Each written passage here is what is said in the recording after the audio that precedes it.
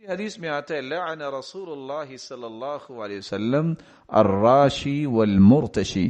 سنن ابی داود کی روایت ہے 3580.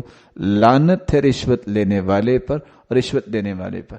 یہاں دو باتوں کو میں آپ کے سامنے ضرور رکھنا چاہوں گا. ایک حدیث پیش کی جاتی ہے الراشی والمرتشی فی النار.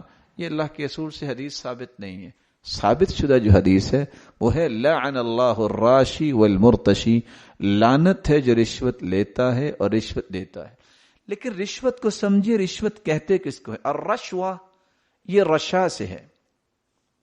عموماً جب ایک کنواں ہوتا اس میں ایک ہی رسہ ڈالا جاتا ڈول باندھ کے، تو سب کو برابر پانی دیا جاتا.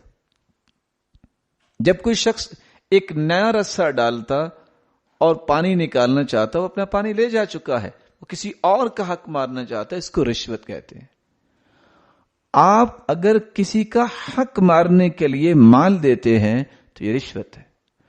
لیکن اگر آپ کسی مصیبت میں پھنس گئے ہیں کہ آپ کا اپنا استحقاق ہے، آپ کی اپنی شپمنٹ ہے، آپ اس مصیبت میں چلے گئے ہیں کہ نظام اتنا بگڑا ہوا ہے کہ آپ اپنا مال بھی نہیں چھڑا سکتے، تو وہاں آپ کو اگر کچھ دینا پڑتا ہے تو وہ آپ رشوت نہیں ہوگی.